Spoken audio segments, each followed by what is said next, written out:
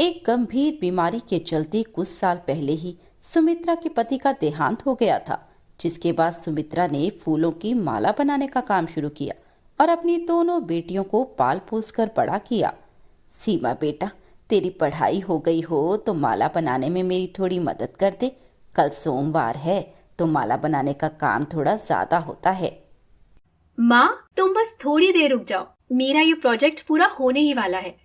फिर मैं माला बनाने में तुम्हारी मदद कर दूंगी। अच्छा ठीक है बेटा, कोई बात नहीं, तू अपना काम आराम से कर ले, फिर मेरी मदद कर दियो। थोड़ी देर बाद सीमा का प्रोजेक्ट भी कंप्लीट हो जाता है और सुमित्रा की बड़ी बेटी सरिता भी अपने ऑफिस से घर आ जाती है और सुमित्रा की दोनों बेटियां मिलकर सुमित्रा के साथ सारी मालाओं का बनाने का काम पूरा करवा देती हैं। तुम दोनों मदद नहीं करती तो सुबह तक भी ये माला बनाने का काम पूरा ना होता। तुम दोनों को भूख लगी होगी तो थोड़ी देर रुको, मैं तुम्हारे लिए गर्मा गर्म खाना बना कर देती हूँ। नहीं माँ, तुम सुबह से माला बना रही हो। तुम बैठो, आज का खाना मैं बना लेती हूँ। हाँ माँ, तुम आराम करो, मैं और दीदी मिलकर खाना बनाकर ले आते हैं। कितनी अच्छी बेटियां दी हैं भगवान ने मुझे, लेकिन कल जब तुम अपने ससुराल चली जाओगी तब तो मुझे सब कुछ खुद ही करना पड़ेगा। नहीं माँ, हम तुम्हें छोड़कर कहीं भी नहीं जाएंगे। मैं तुम्हें अपने साथ अपने ससुराल ले जाऊंगी। नहीं दीदी, माँ को तो मैं अपने साथ अपने ससुराल लेकर जाऊंगी। वैसे भी माँ तुमसे ज्यादा मुझसे प्यार करती हैं, तो वो मेरे साथ ही रहेंगी। ऐसे ही उन तीनों के बीच हंसी मजाक से प्यार बना रहता है और सीमा और सरिता मिलकर खाना बनाकर ले आती हैं और अपनी माँ को अपने हाथों से खाना खिलाती हैं। तभी एक दिन सुमित्रा की बड़ी बेटी सरिता उससे कहती है, माँ, मैं तुम्हें कुछ बताना चाहती हूँ। सुभाष मेरे ऑफिस में मैनेजर हैं। मैं और वो एक दूसरे को बहुत पसंद करते हैं और शादी करना चाहते हैं। अगर तुम्हारी मंजूरी हो तो मैं सुभाष के परिवार को तुमसे मिलने के लिए अपने घर बुला लूं। मेरी बेटी इतनी बड़ी हो गई, मुझे तो पता ही नहीं चला। बेटा, अगर तू उस लड़के से शादी करना चाहती है तो ठीक है, अगले हफ्ते उनको घर बुला ले, मैं भी उस लड़के से मिल लूंगी। अब अगले हफ्ते सुभाष और उसके घर वाले सरिता के घर आते हैं और दोनों परिवार वाले उनके रिश्ते को मंजूरी भी दे देते हैं और कुछ ही दिनों बाद सुभाष के साथ सरिता की शादी हो जाती है। सरिता शादी के अगले दिन पग फेरे की रस्म के लिए सुभाष के साथ अपने घर आती है। माँ, मैं तुम्हें और सीमा को अपने साथ ले जाने आई हूँ। अभी सीमा की पढ़ाई भी पूरी नहीं हुई है और तुम भी कब तक माला बनाने का काम करोगी? सुभाष के साथ साथ मैं भी काम करती हूँ, तो हम दोनों मिलकर सब संभाल लेंगे। सरिता की बात सुनकर सुभाष उसे बहाने से हाथ पकड़कर अंदर वाले कमरे में ले जाता है। यह सब क्या बकवास है सरिता। जब तुम्हारी माँ का अपना घर है तो वो हमारे घर में क्यों रहेंगी? और ऊपर से तुम अपनी बहन को भी मेरे घर में ही रखोगी? ये तुम क्या कह रहे हो सुभाष? ये सब तो मैंने तुम्हें शादी करने से पहले ही बताया था। और वैसे भी जब छोटी नौकरी करने लग जाएगी तो वो घर संभालने के लायक हो जाएगी। उसके बाद माँ और छोटी यहाँ आराम से रह लेंगे। बस 1 साल की ही तो बात है। मैं अपनी माँ और बहन को ऐसे अकेला नहीं छोड़ सकती। तो फिर तुम एक काम करो, जब तक तुम्हारी बहन की नौकरी नहीं लग जाती तब तक तुम यहीं रहो और इन दोनों को संभालो। उसके बाद मेरे घर आ जाना। उन दोनों के बीच चल रही इस बहस को सुमित्रा और सीमा सुन लेती हैं और जब सुभाष और सरिता बाहर आते हैं तो सुमित्रा उनसे कहती है, बेटा देखो, मैं जानती हूँ कि तुम दोनों हमें अपने साथ रखना चाहते हो, लेकिन हमारे यहाँ बेटी के ससुराल में रुकना पाप है, इसीलिए हम तुम्हारे घर नहीं रह सकते। और रही बात खर्चे की तो तुम उसकी चिंता मत करो, मैं और सीमा मिलकर सब कुछ संभाल लेंगे और अगले साल तो सीमा की नौकरी भी लग जाएगी, तो दिक्कत की कोई बात नहीं। बाकी तुम्हें जब भी हमारी याद आए तो हमसे मिलने चले आना। लेकिन माँ, अरे क्या सरिता, अब तुम माँ की बात भी टालोगी क्या? अगर माँ को यहीं रहना है तो तुम उसके साथ जबरदस्ती मत करो। अच्छा माँ जी, अब हम चलते हैं, वैसे भी बहुत देर हो गई है। अब वे दोनों वहां से चले जाते हैं। तभी सुमित्रा की छोटी बेटी सीमा उससे कहती है, माँ, शादी के बाद सब कुछ कितना बदल जाता है। मैं कभी भी ऐसे लड़के से शादी नहीं करूंगी जो तुम्हें मेरे साथ न रहने दे। मेरे लिए तुमसे ज्यादा जरूरी और कुछ भी नहीं। मेरी बच्ची, तू इतनी चिंता मत कर। अभी पहले तुझे अपनी पढ़ाई पूरी करनी है, तू उस पर ध्यान दे। माँ, अगले साल जब मेरी नौकरी लग जाएगी तो घर का सारा खर्चा मैं संभाल लूंगी। फिर तुम्हें ये माला बनाने की भी कोई जरूरत नहीं पड़ेगी। ऐसे ही 1 साल बीत जाता है और सीमा की ग्रेजुएशन भी अच्छे नंबर से कंप्लीट हो जाती है और उसके तुरंत बाद उसे एक अच्छी कंपनी में नौकरी भी मिल जाती है और उसे भी अपने ऑफिस के एक लड़के से प्यार हो जाता है और वो भी सरिता की तरह एक अमीर लड़के से शादी कर लेती है। चलो माँ, तुम अपना सामान पैक कर लो। मैं और अशोक तुम्हें अपने साथ ले जाने आए हैं। मैं इस तरह से तुम्हें यहाँ अकेला नहीं छोड़ सकती। अब सीमा अपनी माँ को अपने साथ अपने ससुराल ले जाती है और उसका ध्यान रखती है। लेकिन कुछ दिन बाद सीमा का पति और सास बार बार उसे अपनी माँ को उनके घर पर छोड़कर आने के लिए कहने लगते हैं। मुझे तो लगा था कि तुम्हारी माँ थोड़े बहुत दिन यहाँ रहेंगी, लेकिन ये तो यहीं आकर बस गई। मैंने इनका ठेका नहीं लिया हुआ। जाओ, इन्हें इनके घर पर जाकर छोड़ आओ। ये तुम कैसी बातें कर रहे हो अशोक? जिस माँ ने बचपन से मुझे पाला पोसा, उसके बुढ़ापे में मैं उसे अकेला कैसे छोड़ सकती हूँ? मैं अपनी माँ को यहीं पर रखूंगी, चाहे तुम कुछ भी कहो। तुम मेरी बात जरा कान खोल कर सुनो। ये घर तुमने मुझे दहेज में नहीं दिया है। मेरा घर है यह, और यहाँ वही रहेगा जिसे मैं इस घर में रखना चाहूंगा। और अगर तुम्हें इतना ही शौक है अपनी माँ की सेवा करने का, तो तुम भी यहाँ से जा सकती हो। सुमित्रा छिपकर उन दोनों की सारी बातें सुन लेती है और सबसे अलविदा लेकर अपना सामान पैक करके वहां से लौटकर अपने घर आ जाती है। लेकिन सीमा को इस बात का बहुत बुरा लगता है, इसीलिए वह हर महीने अपनी माँ से मिलने के बहाने आती और उन्हें महीने भर का खर्चा दे आती। कुछ समय तक तो सब कुछ ठीक चलता रहा, लेकिन कुछ समय बाद अचानक सुमित्रा की तबीयत बहुत खराब हो गई। उसकी देखभाल के लिए सीमा अपना सामान पैक करके अपनी माँ के पास रहने के लिए आने लगी। तभी अशोक ने उसे रोकते हुए कहा, कहाँ जा रहे हो ये इतना बड़ा बैग पैक करके? मेरी माँ की तबीयत खराब है, इसलिए कुछ दिन उनके पास ही रुकूंगी। अच्छा, और मेरी माँ का ध्यान कौन रखेगा? माँ जी की तबीयत तो बिल्कुल ठीक है, और वैसे भी यहाँ पर आप हैं, इतने सारे नौकर चाकर भी हैं। देखो, तुम्हें अपनी माँ के घर रुकने की कोई जरूरत नहीं है। उनसे मिलकर आना है तो मिल आओ। जाओ, और शाम को घर आ जाना। क्या मतलब है आपका? यहाँ मेरी माँ बीमार है और मैं बस उनका हाल चाल पूछकर वापस आ जाऊं? उन्हें मेरी सेवा की जरूरत है। अब चाहे आप हाँ करो या ना करो, मैं अपनी माँ के पास ही रहूंगी। बहुत सुन ली मैंने आपकी बेफजूल की बातें। जैसे आपको अपनी माँ प्यारी है, वैसे ही मुझे भी अपनी माँ बहुत प्यारी है। मैं जा रही हूँ, और जब तक मेरी माँ ठीक नहीं हो जाती तब तक मैं वापस नहीं लौटूंगी। यह सब देखकर सीमा अपनी माँ के घर आ जाती है और डॉक्टर से चेकअप करवाकर अपनी माँ को समय पर दवाइयाँ देती है। लेकिन उसे अपनी बड़ी बहन सरिता पर बहुत गुस्सा आता है। मैं नहीं जानती थी कि शादी के बाद दीदी इतना बदल जाएंगी। जब से उनकी शादी हुई है, उन्होंने तो हमारी ओर झांक कर भी नहीं देखा। हम किस हाल में हैं, कैसे हैं, उनको तो हमसे कोई मतलब ही नहीं है। यहाँ तक कि वो तो मेरी शादी में भी बस एक ही दिन के लिए आई थी। पता नहीं था कि एक अमीर लड़के से शादी करके दीदी इतना बदल जाएंगी। बेटा, मेरी सरिता ऐसी नहीं थी। जरूर कुछ न कुछ गड़बड़ है, वरना वे हमसे मिलने, हमारा हाल चाल पूछने जरूर आती। तू एक बार उसके ससुराल जाकर उससे मिल आ, मेरे भी कलेजे को थोड़ी ठंडक मिल जाएगी। अपनी माँ के कहने पर सीमा अपनी बड़ी बहन से मिलने उसके ससुराल जाती है। तभी वह देखती है कि सरिता का शरीर पहले से बहुत कमजोर हो गया है और उसकी आंखों के नीचे काले घेरे छा गए हैं। दीदी, आपको क्या हुआ? आप इतनी कमजोर कैसे हो गई? और आप कभी मुझसे या माँ से बात क्यों नहीं करती, और ना ही कभी हमसे मिलने आती हो? सीमा, अच्छा हुआ तू आज मुझसे मिलने आ गई। ना तो आज मेरी सास घर पर है, और सुभाष भी बिजनेस डील के लिए शहर से बाहर गए हैं।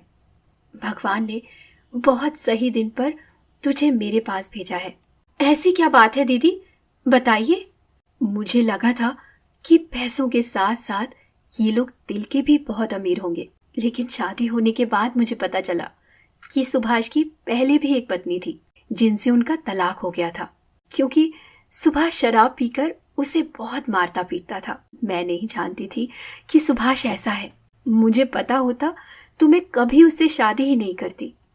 शादी होने के कुछ दिन बाद ही उसने मेरे साथ भी वही बर्ताव चालू कर दिया, और मेरी सास भी हमेशा उन्हीं का साथ देती है, और अगर मैं उन्हें कुछ कहती हूँ तो वो दोनों मिलकर मुझे मारना पीटना शुरू कर देते हैं। और तो और, मुझे घर से बाहर जाने के लिए एक फूटी कौड़ी भी मेरे पास नहीं छोड़ते, और ना ही मेरे पास कोई फोन है जिससे मैं किसी से बात कर सकूं। तू मुझे अपने साथ यहाँ से ले चल, मैं इस नर्क में अब और नहीं रहना चाहती। सरिता की बातें सुनकर सीमा की आंखों में पानी आ जाता है और वह उसे वहां से लेकर अपनी माँ के पास आ जाती है। कुछ दिनों बाद सरिता अपने पति के पास तलाक के कागज भेज देती है और उससे तलाक लेकर खुद नौकरी कर कर अपनी माँ का ध्यान रखती है। सीमा भी उन दोनों के साथ ही रहती है। तभी कुछ दिनों बाद सीमा के पति को अपनी गलती का एहसास होता है और वह सीमा को लेने उसके घर आ जाता है। अपने सासू माँ से अपने बुरे व्यवहार के लिए वह माफी मांगता है और हर महीने उनके पास खर्चे के कुछ पैसे भी भेज देता है। समय समय पर सीमा भी अपनी माँ और बड़ी बहन सरिता से मिलने के लिए आती रहती थी। कुछ महीने बाद सरिता की शादी नीरज नाम के एक अच्छे से लड़के से हो जाती है, जो सरिता के साथ साथ उसकी माँ का भी अच्छे से ध्यान रखता था। मेघा और नेहा दोनों सगी बहनें थीं। मेघा बड़ी तो नेहा छोटी थी। बचपन में दोनों बहनें एक सी लगा करती थीं। दोनों ही पतली भी थीं और सुंदर भी। एक बार की बात है, मेघा बहुत बीमार पड़ गई।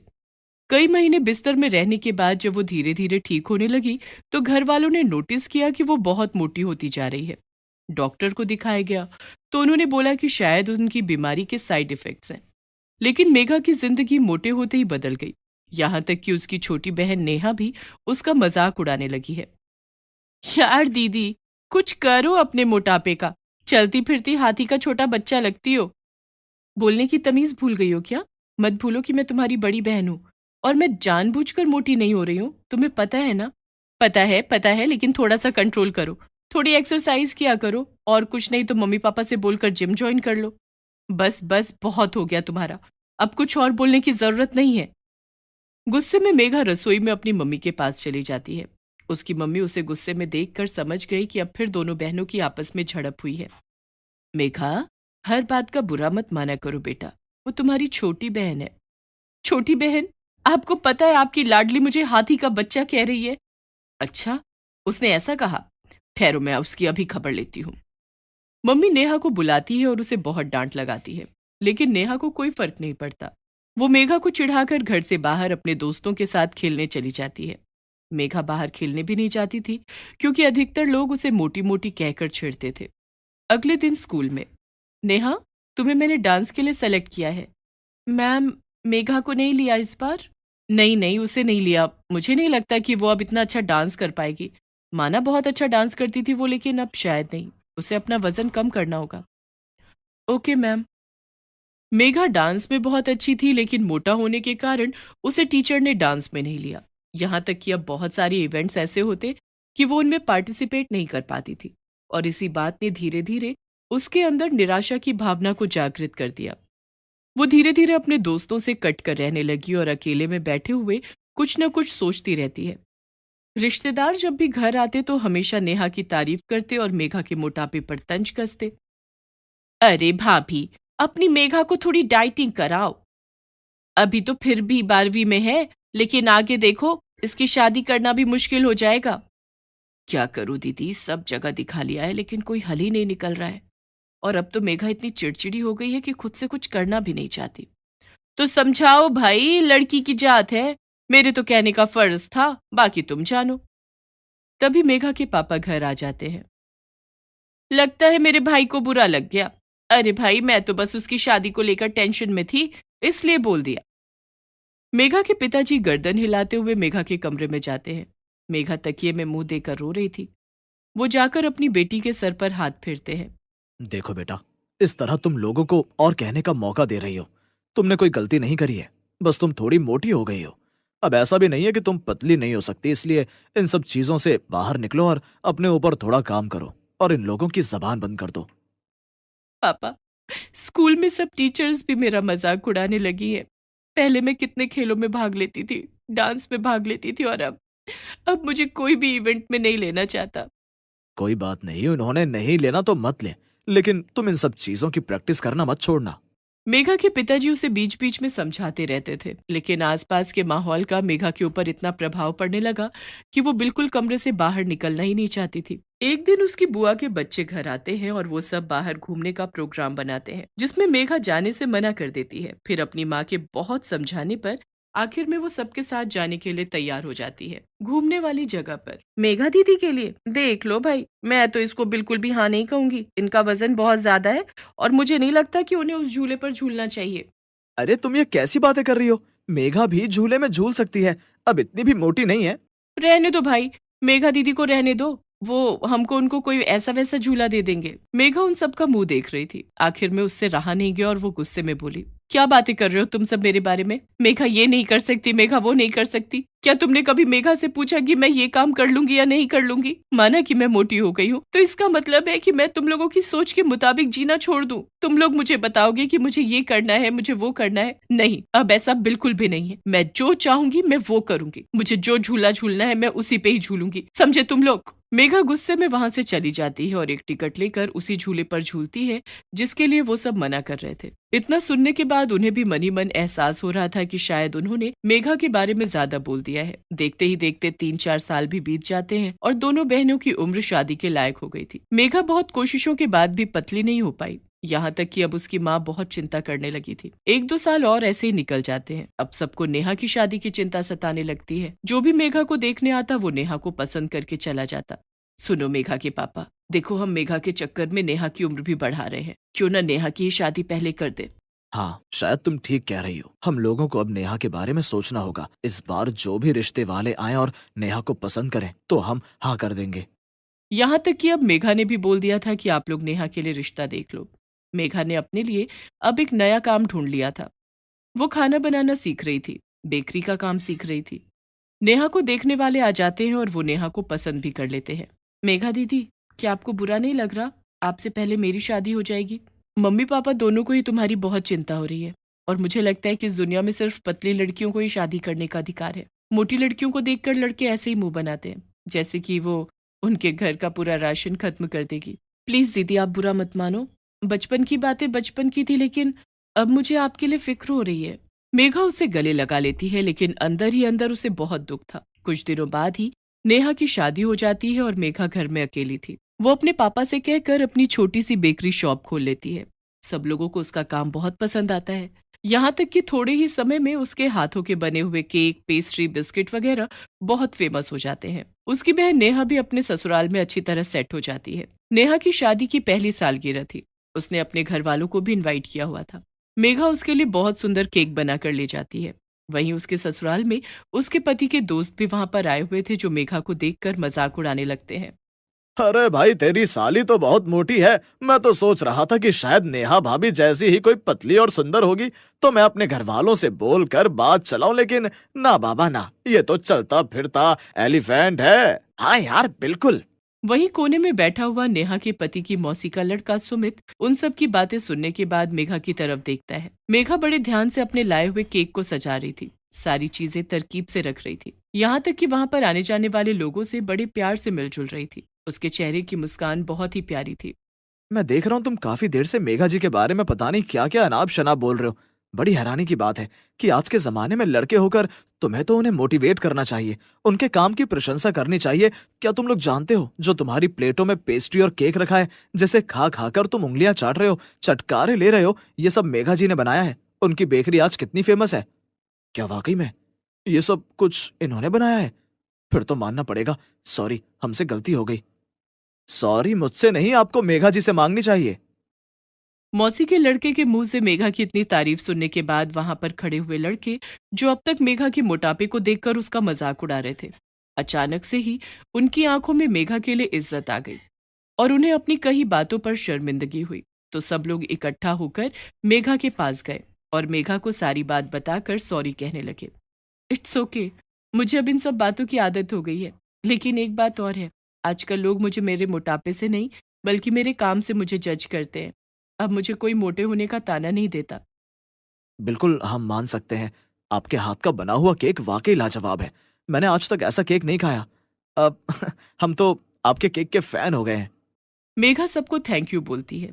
मौसी के लड़के को भी अच्छा लगता है। उसके बाद वो अपने घर वालों से मेघा के लिए बात करता है।